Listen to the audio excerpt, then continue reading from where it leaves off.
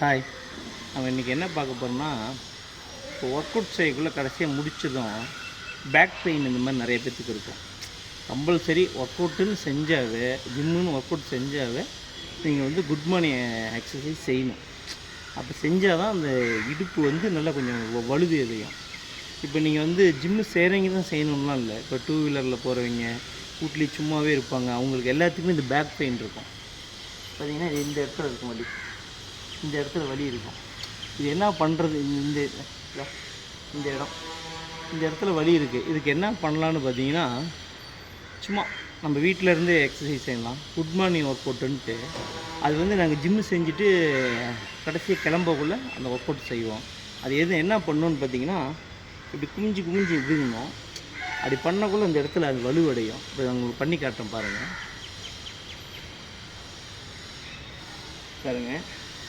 இப்படி ஸ்டிக்கை வச்சுக்கணும்.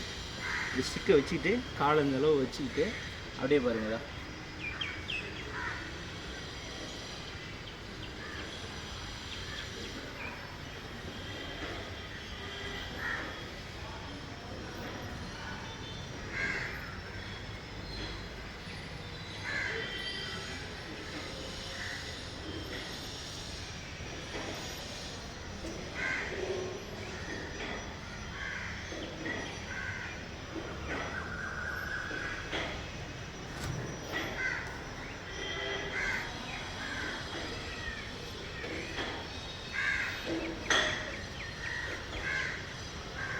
இப்படி பண்ணிங்கன்னா உங்களுக்கு இந்த இடம் வந்து ஃபுல்லாக நல்லா டைட்டாக இருக்கும், நல்லா ஹெவியாக இருக்கும், நல்லாயிருக்கும். இப்போ எப்படின்னா டூ வீலரில் போகிறவங்களும் சரி, இல்லை வீட்லேயே சும்மா கூட இருந்தாலும் சரி, அந்த பேக் பெயினுங்கிறது ஏகப்பட்ட பேத்துக்கு இருக்குது.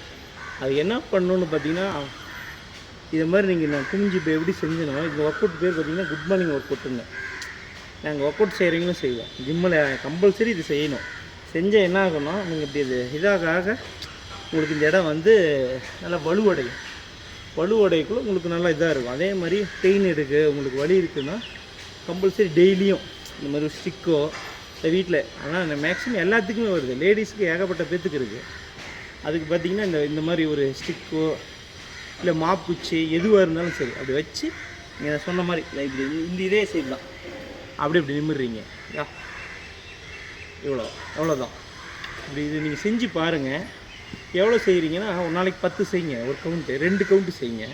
நல்லா நீங்கள் இதை அப்படியே நிமிர்ந்து இது பண்ணக்குள்ள அப்படி இது பண்ணுறீங்கல்ல, அப்போ வந்து உங்களுக்கு இந்த இடத்துல நல்லா டைட் ஏறக்குள்ளே உங்களுக்கு அந்த பெயின் அப்படி கொஞ்சம் கொஞ்சமாக ரிலாக்ஸ் ஆகும்.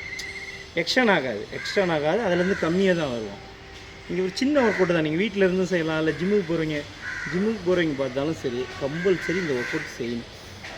செஞ்சால் நல்லாயிருக்கும். இடுப்பு பிரச்சனை ரொம்ப நிறைய பேத்துக்கு, ஏகப்பட்ட பேத்துக்கு இருக்குது. பெயின் வலிக்குது, எனக்கு குமிஞ்சா வலிக்குது, அப்படி வலிக்குதுன்பாங்க. அதுக்கு எல்லாத்துக்கும் இது பண்ணிங்கன்னா நல்லாயிருக்கும். சரி, ட்ரை பண்ணி பாருங்கள், நல்லாயிருக்கும், சூப்பராக இருக்கும். ஓகே, பாய்.